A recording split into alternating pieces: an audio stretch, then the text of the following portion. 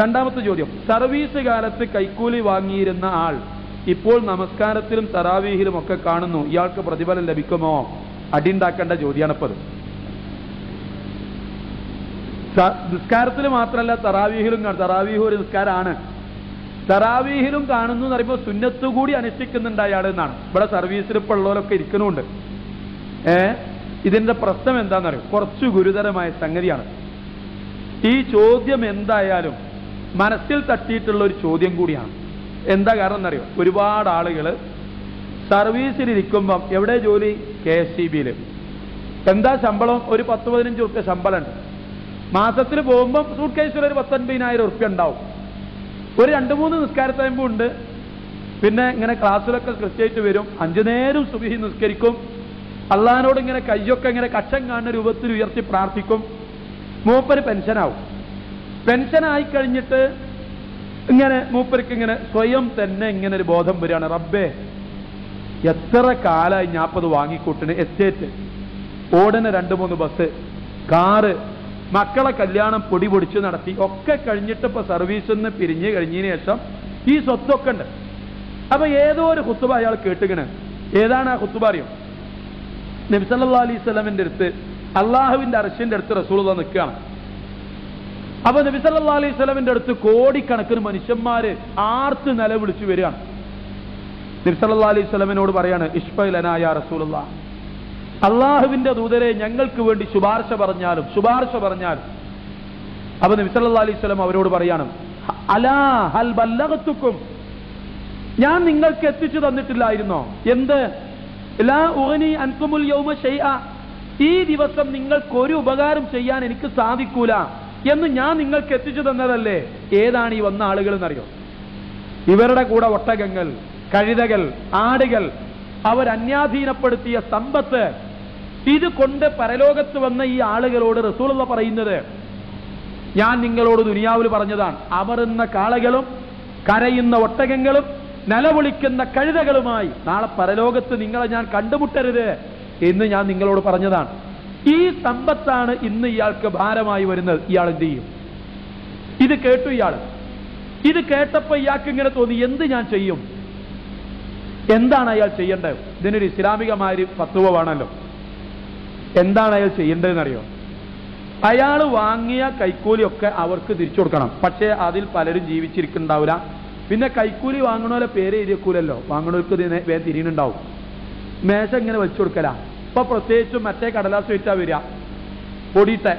അപ്പൊ ഇങ്ങനെ വെച്ചു കൊടുക്കും. ഇങ്ങോട്ട് കൊടിയിലോണ്ട് എടുത്തുകൊണ്ട് കീശയിലിടുന്ന ഏർപ്പാടാണ്. കൊടിയിൽ നിന്ന് വേറെ എന്തെങ്കിലും കൂട്ടിക്കൊടി കയ്യുറക്കെ ഇട്ടിട്ട് അടുക്കുക. അപ്പൊ ഇത് വാങ്ങി വെച്ചിട്ടുണ്ടാവും.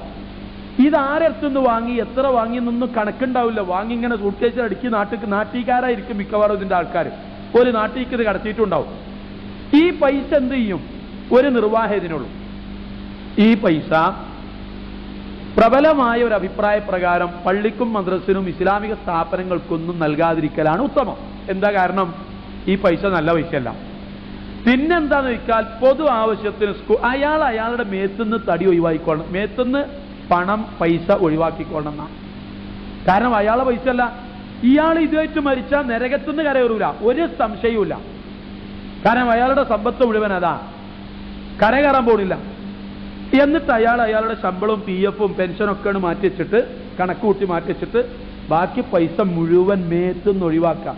എന്നിട്ട് പടച്ചോന്റെ മുമ്പിൽ കമിഴ്ന്ന് കിടന്ന് കരയാ, റബ്ബേ എനിക്കിപ്പോഴാണ് അതിനെക്കുറിച്ച് ബോധം ഉണ്ടായത്, എനിക്ക് പുറത്തു തരേ നിവൃത്തിയുള്ളൂ എന്ന് കരഞ്ഞു പറഞ്ഞാൽ, വമൻ യഗ്ഫിറു ദുനൂബ ഇല്ലല്ലാഹ്, പടച്ചോനല്ലാതെ ആരാ അവന്റെ പാപം പൊറുക്കാനുള്ളത്? നല്ല ഈമാനോടുകൂടി ഇത് ചെയ്യണം. ഈ പൈസ അവന്റെ മേത്തുനിന്ന് ഒഴിവാക്കണം. അപ്പൊ ഇതിങ്ങനെ ഒഴിവാക്കുമ്പോൾ ആലോചിച്ച് നോക്കി, 10 ഏക്കർ എസ്റ്റേറ്റ് ഒഴിവാക്കുക. പിന്നെ 2-3 ബസ് എങ്ങനെയും ഒഴിവാക്കുക. കാരണം അപ്പൊ നഷ്ടക്കച്ചവടം, അപ്പൊ മണ്ണെണ്ണ പറഞ്ഞാലേ മുതലാവുള്ളൂ. അതാണ്ട് ഒഴിവാക്കുക. എന്തായാലും ബാക്കിയൊക്കെ പാടണ്ട് ആലോചിച്ച് നോക്കുമ്പോ, അല്ല ഇപ്പൊ പരലോകം ഉണ്ടായിട്ടാ അപ്പൊ ഈ നടക്കണേ. പരലോകം ഉണ്ടായിട്ടാ ഒറ്റ വിടലാ, പിന്നാണ് പോകും. പിന്നെ കണ്ണു ചിമ്പിട്ടാണ് പോകല. മരിക്കണിന്റെ മുമ്പ് പിന്നിങ്ങനെ മാന്തി പൊളിച്ചു കൊടുക്കും മനസ്സ്. ഈമാനുണ്ടോ? തടിയെടുത്തോളി. ഇതന്നെയാണ് സ്ത്രീധനത്തിന്റെ ബിരി. മടക്കി കൊടുത്തോളി, വേഗം മടക്കി കൊടുത്തോളി. എനിക്കൊരു ചോദ്യം തന്നു മേലെന്ന് പെണ്ണുങ്ങളെ ഭാഗത്തുനിന്നൊരു ചോദ്യം. മൗലവി ഞാൻ എൻ്റെ മാപ്പിള ഇന്ത്യക്കെന്ന് സ്ത്രീധനം വാങ്ങി, എൻ്റെ വാപ്പാൻ്റെ ഇമ്മാൻ്റെക്കെന്ന്. ആ സ്ത്രീധനം ഇപ്പം മടക്കി കൊടുക്കണം എന്നുണ്ട്. അതിന് എൻ്റെ മാപ്പിള മരിച്ചുപോയി. ആ മാപ്പിള മരിച്ചു പോയതുകൊണ്ട് ആർക്കാണത് മടക്കി കൊടുക്കേണ്ടത്? ഞാൻ കൊടുത്തോളാം എൻ്റെ മാപ്പിളക്ക് വേണ്ടിയിട്ട്. എനിക്ക് വേണ്ടിയിട്ടാണല്ലോ അമ്മയും ബാപ്പിന്ന്. എൻ്റെ അമ്മയും ബാപ്പിയാണെങ്കിൽ ഒട്ടും ജീവിച്ചിരിക്കണില്ല. ആ അമ്മയും ബാപ്പാൻ്റെയും മക്കൾ ജീവിച്ചിരിക്കുന്നുണ്ട്. ഓൾക്ക് കിട്ടേണ്ട സ്വത്ത് ഇനി സ്ത്രീധനായിട്ട് വാപ്പ കൊടുത്ത് ആ അനന്തരാവകാശികൾക്ക് ആ സ്വത്താണ് കൊണ്ടുപോയി കൊടുക്കണം.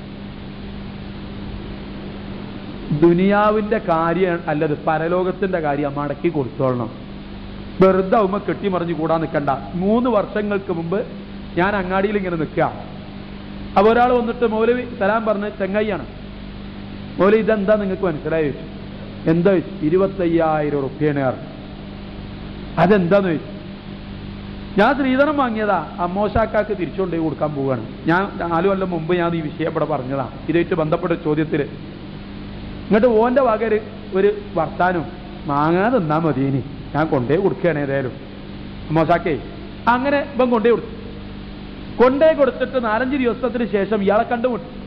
എന്തേ കുഞ്ഞേമതേ? ആ മൂപ്പര് വാങ്ങി മൗലവി, അമ്മോശാക്ക വാങ്ങി 25,000 റുപ്യ.